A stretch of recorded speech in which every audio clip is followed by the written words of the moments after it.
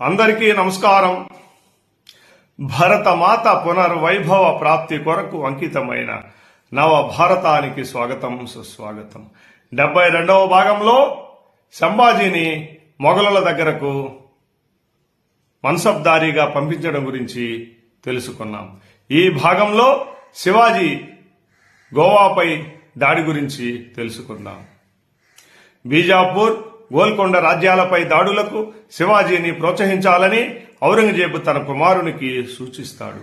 శివాజీ దాడులతో ఆ రెండు రాజ్యాలు బలహీనపడితే ఆ రాజ్యాలను సునాయాసంగా మొఘల్ సామ్రాజ్యంలో కలుపుకోవచ్చని ఔరంగజేబు ఎత్తుగడ. శివాజీ ఆక్రమించిన బీజాపూర్, గోల్కొండ రాజ్య భూభాగాలను అతని సైన్య నిర్వహణ ఖర్చుల నిమిత్తమై అతనికే వదిలివేయాలని కూడా సూచిస్తాడు. శివాజీ రాజకుమారుడు ము అజ్జంతో తాను బీజాపూర్, గోల్కొండ రాజ్యాలపై చేసే దాడులకు రహస్యంగా సహకరించాలని కోరుతాడు. దానికి ము అజ్జం, జస్వంత్ సింగ్లు అంగీకరిస్తారు. వారందరూ సమ్మతించిన మీదట శివాజీ బీజాపూర్ రాజ్యంపై పెద్ద ఎత్తున దాడులు చేసి సౌత్ సర్దేశ్ ముఖి పన్నులను రాబట్టాడు. బీజాపూర్ నవాబు శివాజీకి ఏటా 3 లక్షల రూపాయల పన్ను చెల్లించేందుకు అంగీకరించి శాంతి ఒప్పందాన్ని చేసుకుంటాడు. అంతేకాక శివాజీ రాజ్య ప్రతినిధిని తన కొలువులో నియమించుకునేందుకు అంగీకరిస్తాడు. శ్యామ్జీ నాయక్ పాండేని శివాజీ తన ప్రతినిధిగా బీజాపూర్ పంపిస్తాడు.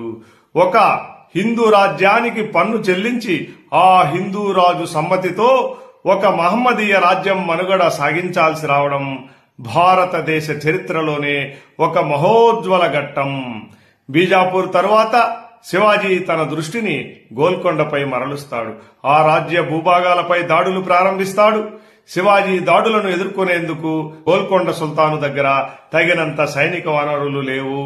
పైగా శివాజీ మొఘలులతో రహస్య ఒప్పందం కుదుర్చుకొని ఈ దాడులు చేస్తున్నాడనే విషయం తెలిసి తన రక్షణ ప్రయత్నాలను విరమించి శివాజీతో సంధికై ప్రయత్నిస్తాడు. గోల్కొండ మంత్రులు శాంతి ప్రతిపాదనలను తయారు చేస్తారు. ఏటా శివాజీకి 5 లక్షల రూపాయల కప్పం చెల్లించేందుకు గోల్కొండ సుల్తాన్ అంగీకరిస్తాడు. ఇరు పక్షాలు పరస్పరం స్నేహ సంబంధాలు కొనసాగించాలని ఒప్పందం చేసుకుంటారు. ఇలా దక్కన్లోని 2 మహమ్మదీయ రాజ్యాల మెడలు వంచిన శివాజీ తన దృష్టిని కొంకన్ ప్రాంతంపై మరలుస్తాడు. ముందుగా గోవాపై పెత్తనం చేస్తున్న పోర్చుగీసు వారిపై శివాజీ దృష్టిని సారిస్తాడు.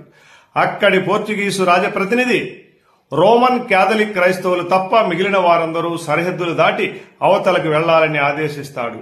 అది తెలియగానే శివాజీ ఆగ్రహించి హఠాత్తుగా 6,000 సైన్యంతో గోవా సమీపానికి వచ్చి నిలుస్తాడు. ఆ ప్రాంతంలోని ప్రజలను బలవంతంగా క్రైస్తవ మతంలోకి మార్చడం, అలా మారడానికి ఇష్టపడని వారిని హతమారుస్తున్న 4 ఫాదరీలను శివాజీ నిర్బంధిస్తాడు. వారితో శివాజీ, మీరు మా మతాన్ని స్వీకరిస్తారా అని అడగ్గా వాళ్లు నిరాకరిస్తారు. మరి మీరు క్రైస్తవేతరులను ఎందుకు చంపివేస్తున్నారని శివాజీ అడుగుతాడు. ఆ పాపానికి ఫలితం అనుభవించండి అని శివాజీ ఆ 4 ఫాదరీలను శిరచ్ఛేదం చేయిస్తాడు.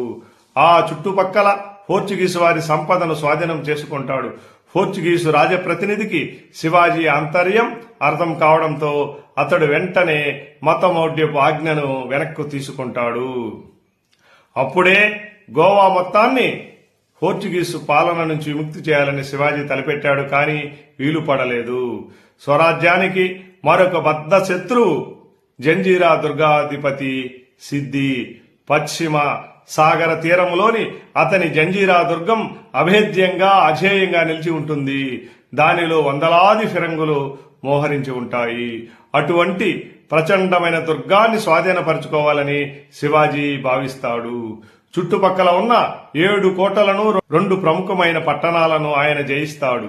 సిద్ది ఆంగ్లేయులను సహాయం కోరుతాడు. కానీ వెనకటి అనుభవాన్ని వాళ్లు ఇంకా మర్చిపోలేదు. సిద్దికి సాయం చేసేందుకు ముందుకు రాలేదు. జంజీరా పతనం నిశ్చయమైంది. సిద్ది శరణాగతుడు కాబోతున్నాడు. ఇంతలో అతడికి ఔరంగజేబు నుంచి ఆయుధాలు, ఇతర సహాయం అందాయి. దానితో శివాజీ తన ముట్టడిని ఎత్తివేసి వెనక్కి రావలసి వస్తుంది. ఔరంగజేబు పరిస్థితులు అనుకూలంగా లేక శివాజీతో సంధి ఒప్పందానికి వచ్చాడే కాని వేరే కారణం కాదు. ఔరంగజేబు హిందువులపై అమానుషమైన క్రోధాన్ని చూపుతూ దారుణమైన అత్యాచారాలు, దౌర్జన్యాలు సాగిస్తాడు. హిందువుల మఠాలను, దేవాలయాలను ధ్వంసం చేయడానికి ప్రత్యేకంగా సైనిక దళాలను ఏర్పరుస్తాడు. హిందువులను నిర్బంధంగా మహమ్మదీయ మతంలోకి మార్చడానికి ఒక కాజీని నియమిస్తాడు. హిందువులకు పవిత్రమైన కాశీ విశ్వనాథ దేవాలయాన్ని కూలగొట్టి దాని స్థానంలో ఒక మసీదును కట్టిస్తాడు. మధురలోని శ్రీకృష్ణ ఆలయాన్ని ధ్వంసం చేసి అందులోని కృష్ణుని విగ్రహాన్ని ముక్కలు చేయించి ఆగ్రాలోని మసీదు మెట్లకు ఆ ముక్కలను పరిపిస్తాడు. ఔరంగజేబు మత మౌఢ్యాన్ని, పరమత ద్వేషాన్ని అతడి ముఖ్య సైనికాధికారులు కూడా భరించలేకపోతారు. అవకాశం వచ్చినప్పుడల్లా ఔరంగజేబు శివాజీని అంతం చేయడానికి ఇప్పుడు ఎవరిని పంపుదామని అంటూ ఉండేవాడు. ఆ పనికి ఎవరూ ముందుకు వచ్చేవారు కాదు. ఒక్కసారి పాదుషా యొక్క ఈ ప్రశ్నకు సర్దార్ మహమ్మద్ ఖాన్ 2 ముక్కల్లో సమాధానం చెప్పాడు. శివాజీని నాశనం చేయడానికి ఎవరైనా సర్దారు వెళ్లడం ఎందుకు, ఒక కాజీగారు ఫత్వా జారీ చేస్తే చాలని అంటాడు. హిందువుల సమస్త పుణ్యక్షేత్రాలు, పవిత్ర తీర్థాలు, మఠమందిరాలు అపవిత్రం కాసాగాయి. హిందూ స్త్రీల ఆహాకారాలకు అంతే లేకుండా పోయింది. కాజీలు, ముల్లాలు, మౌల్వీలు హిందువులపై చేసే అకృత్యాలకు, అత్యాచారాలకు అంతే లేకుండా పోయింది. హిందువులు ఎంత దూరంలో ఉన్నా, ఏ రాజ్యంలో ఉన్నా వారి కష్టాలకు శివాజీ హృదయం శోకిస్తూనే ఉండేది. శివాజీని ఆగ్రాకు రమ్మని ఆహ్వానం పంపిన క్షణం నుంచి అతడు రహస్యంగా ఆగ్రా నుంచి వెళ్లిపోయే వరకు ఔరంగజేబు 1,00,000 హొన్నుల మొత్తాన్ని తన ఖజానా నుంచి ఖర్చు చేశాడు. ఆ డబ్బు సాకు చూపి సంభాజీ మన్సబ్దారిని రద్దు చేసి అతనికిచ్చిన ప్రాంతాన్ని కూడా స్వాధీనం చేసుకుంటాడు. శివాజీ మొఘలుల మధ్య పొత్తు ఎంతో కాలం కొనసాగలేదు. శివాజీ తన పట్ల చూపించే అణకువ కేవలం వ్యూహాత్మకమైనదేనని భావిస్తాడు. మొఘల్ యువరాజును, సైనికాధికారులను తన వ్యూహానికి అనుకూలంగా శివాజీ మలుచుకున్నాడని, అందుకు లంచాలు కూడా ఇచ్చాడని తెలుసుకుంటాడు. యువరాజు ముఅజ్జంకు తాజాగా ఆదేశాలు జారీ చేస్తూ శివాజీ మెత్తని మాటలకు మోసపోరాదని హెచ్చరిస్తాడు. మహమ్మదీయ రాజ్యాలు రెండింటినీ జయించాక మొఘల్ సామ్రాజ్యంపై దాడి చేసేందుకు శివాజీ ఏమాత్రం వెనకాడని పేర్కొంటాడు. అప్పుడు శివాజీని తిప్పికొట్టడం కష్టమవుతుందని చెప్తాడు. ఇప్పటికే మొఘలుల సహకారంతో బీజాపూర్, గోల్కొండ రాజ్యాల నుండి రాబట్టిన పన్నులతో శివాజీ బలోపేతుడయ్యాడు.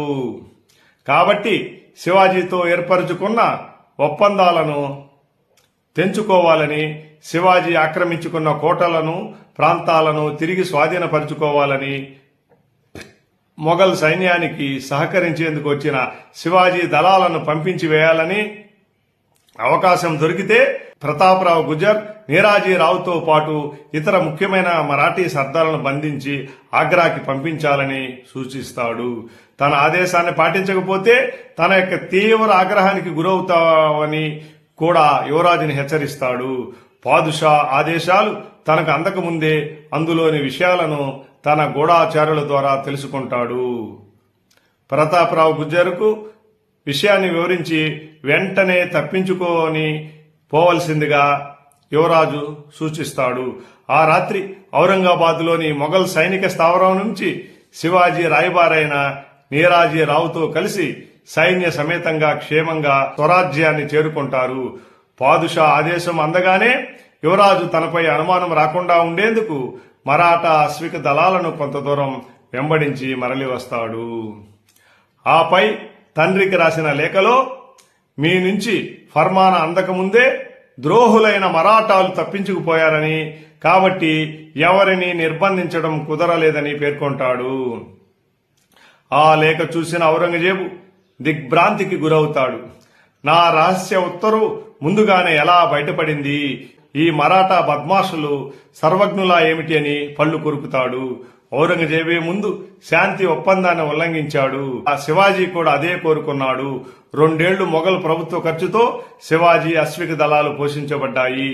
ఈ 2 ఏళ్లు శాంతి ఏర్పడడంతో స్వరాజ్యాన్ని శివాజీ సైనికంగా, ఆర్థికంగా, వ్యవసాయ పరంగా సువ్యవస్థితం చేసుకుంటాడు. ఇక మొఘల్ సామ్రాజ్యంలోకి చొచ్చుకు వెళ్లడానికి అభ్యంతరం లేదనుకుంటాడు. శత్రువుల చేత చిక్కిన కొండరా మొదలైన కోటలు తమ విముక్తికై మౌనంగా శివాజీని వేడుకుంటున్నాయి.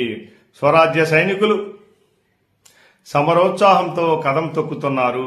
అదే సమయంలో యువరాజు ముఅజ్జం, దిలేర్ ఖాన్, జస్వంత్ సింగుల మధ్య మనస్పర్ధలు వచ్చి కలహాలు తలెత్తాయి. దక్షిణ భారతదేశంలో మొఘల్ శక్తి క్షీణిస్తుంది. తరువాతి భాగంలో తానాజీ బలిదానం గురించి తెలుసుకుందాం. ఈ వీడియో మీకు నచ్చినట్లయితే లైక్ చేయండి, షేర్ చేయండి, మీ బంధుమిత్రుల చేత సబ్స్క్రైబ్ చేయించండి.